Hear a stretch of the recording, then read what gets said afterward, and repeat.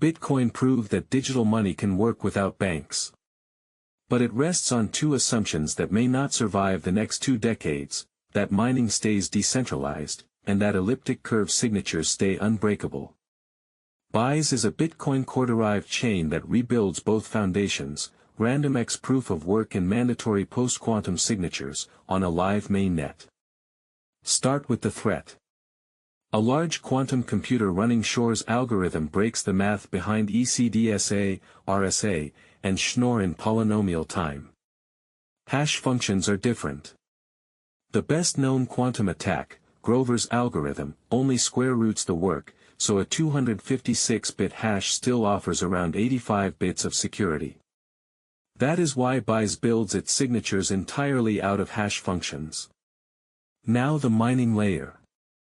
Bitcoin's double SHA-256 is trivial for purpose-built ASICs, which concentrates hash rate in a handful of data centers. Byze replaces it with RandomX, a proof of work that runs randomized programs inside a memory-hard virtual machine. That keeps commodity CPUs competitive and makes any ASIC advantage hard to sustain. Byze also changes how difficulty adjusts.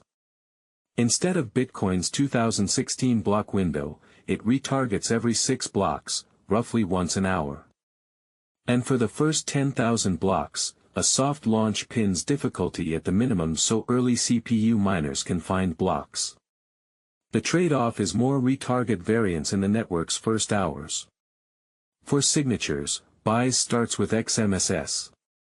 xmss builds a Merkle tree over many one-time keys, where the tree's root is your public key and each spend reveals one leaf plus an authentication path back to that root.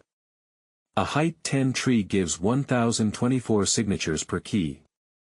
The catch is that it is stateful, so every leaf index must be used exactly once or the security argument collapses. The second scheme, Sphinx Plus, removes that foot gun. It stacks xmss subtrees into a hypertree and signs the message digest with a few times scheme called furs, then uses a pseudorandom index to choose the path. The result is stateless, with no counter to track, at the cost of much larger signatures. Byze requires both. Every spend ships a 3-part witness, an xmss signature, a Sphinx Plus signature, and a dual public key bundle whose SHA-256 hash is the output program.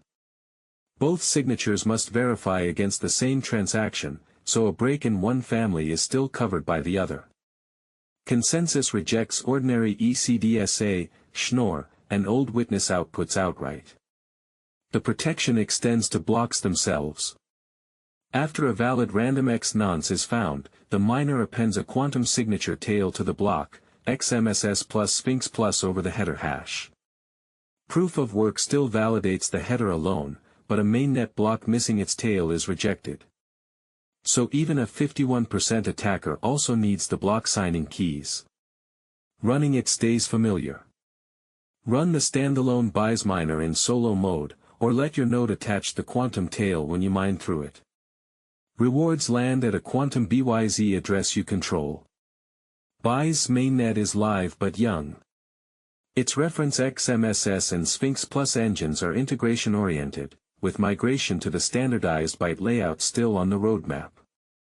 Treat it as a serious experiment in CPU mined, quantum-hardened money, and audit the code before you trust it.